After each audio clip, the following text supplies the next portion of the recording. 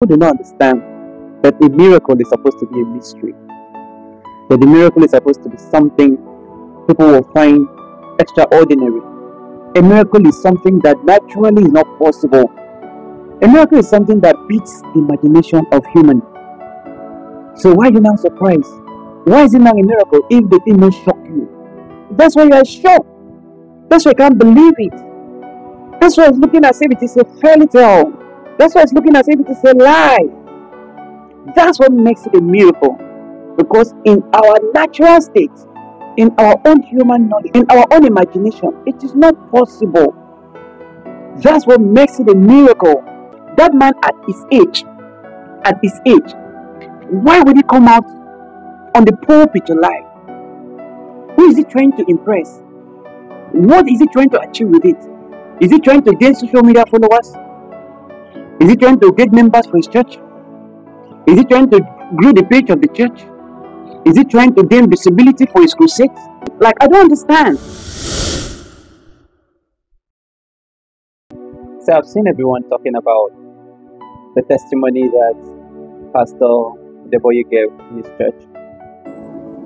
Years ago, This man! I was invited to Colorado in America in January.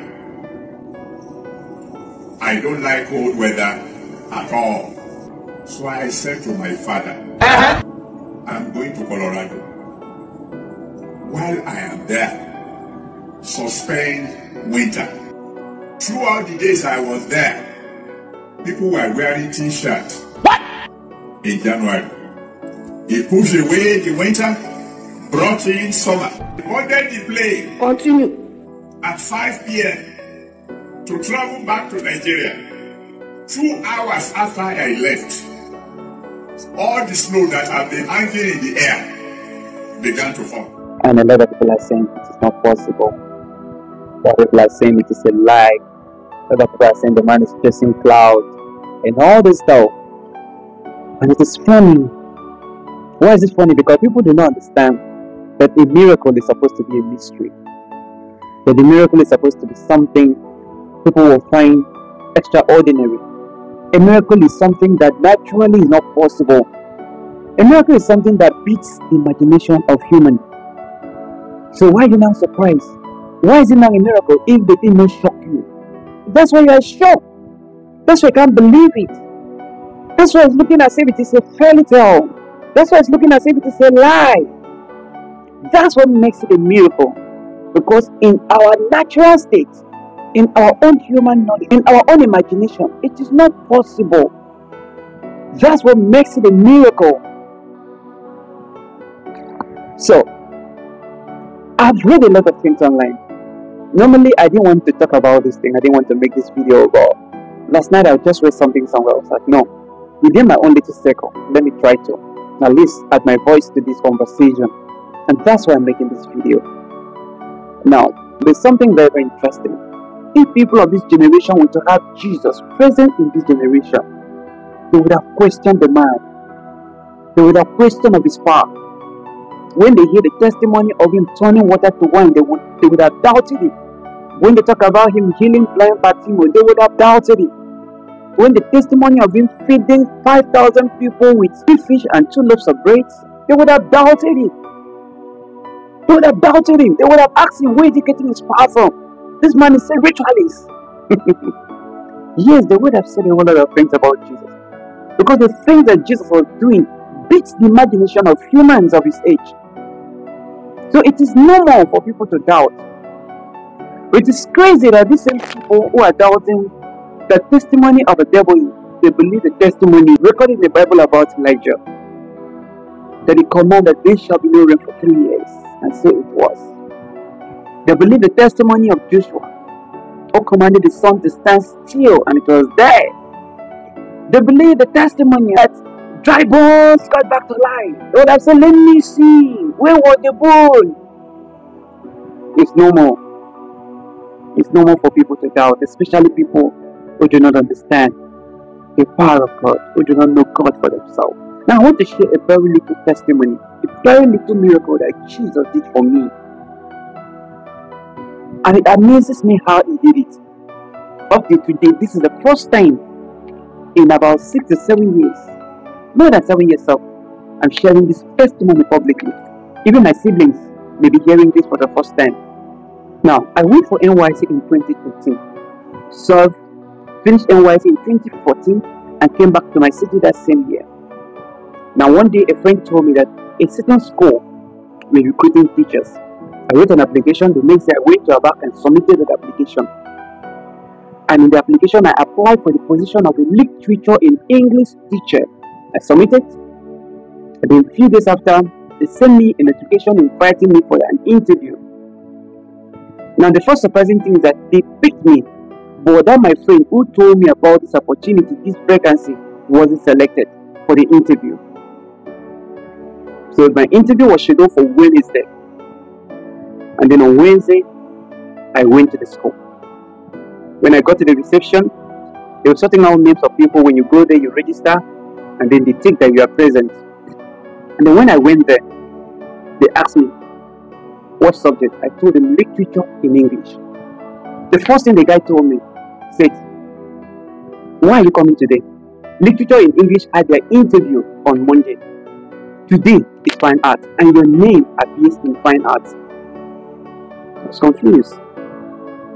I tried to explain to them that I never applied for fine arts, that I applied for literature in English. I studied theater arts. So there is no way I will be teaching fine art.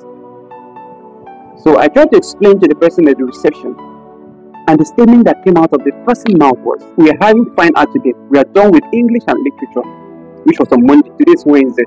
So for fine arts, so it's either you take the fine arts aptitude test and attend the oral interview, or you go home. That's what the person said.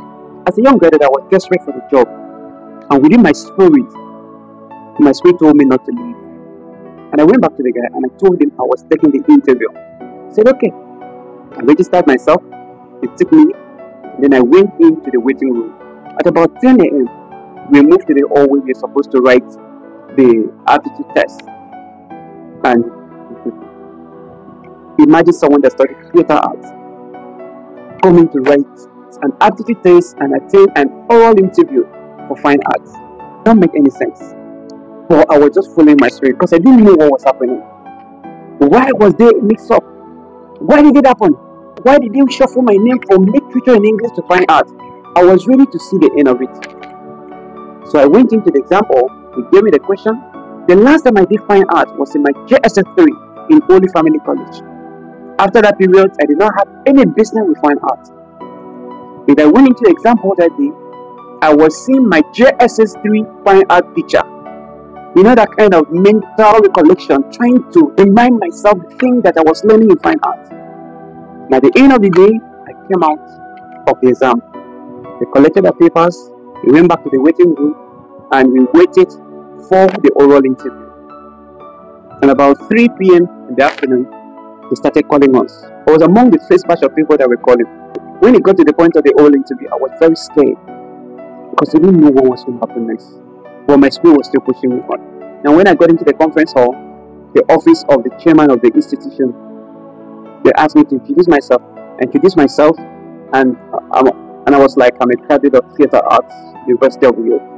And the man heard that, he was like, stop. What did he say? I said, I'm a graduate of theater arts, University of New York. The man said, so why are you coming to teach fine art here? I told him, sir, I never applied for fine art. I applied for literature in English. But when I came here today, they told me that my name was shortlisted for fine art. The literature in English interview was held since on Monday. And then they gave me the offer of writing the exam or fulfilling the interview. At that point, the man was like, can I see your credential? They now passed around my credential to him. And then he now requested for my question paper, the fine art attitude test that we took. They passed it down to him. The man looked at it and looked at me. He looked at my script and looked at me. And then he asked me this question. I still remember this question. He said, in your department of theater art, did you ever offer any course related to fine art? That was the question the man asked me. I said, no, sir.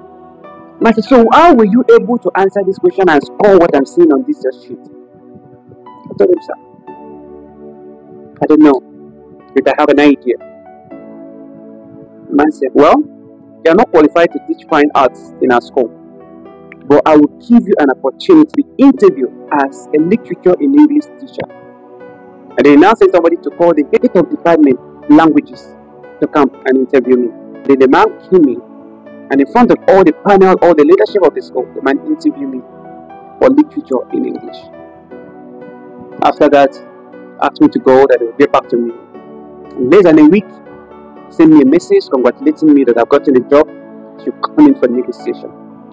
Now, to cut this long story short, when I resumed work in the school, a few months later, I had an opportunity of seeing the aptitude test questions for literature in English, and I'm telling you by the name of God, there is no way I would have wrote that exam and passed it if I was to sit for that literature in English, and I wouldn't have gotten that employment. Not because I didn't know those things, but the technicality that they applied in those questions, I did not even see it from that route. I'm telling you, I never expected those kind of things to come.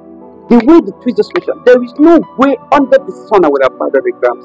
So God saw that and decided to swap things for me to get in there. It didn't make sense to me. I never understood why that was happening. But the day I saw that question, I knew. And can I burst your brain? It is in that school that I discovered myself. God used the children in that school to open my eye to the thing that He wanted me to do for my life. The business I'm doing today came from that school. A student from that school motivated me accidentally to start up the business that I'm doing today. So God wanted to place me in that place for me to be able to discover myself, and from that place, I will start living my dreams. And when I left that school, it was dramatic. Nobody expected it. Even when I left, I had less than 10,000 in my account, and I told myself I was leaving, and I left. I didn't know what I was going out for. There was no promise anywhere. There was no job anywhere. There was no skill anywhere. Nothing. I just told myself I was leaving. And since I left 2016, I have never regretted. So there was a reason God acted that drama just to put me in that school. When God wants to bless a man, God breaks protocols.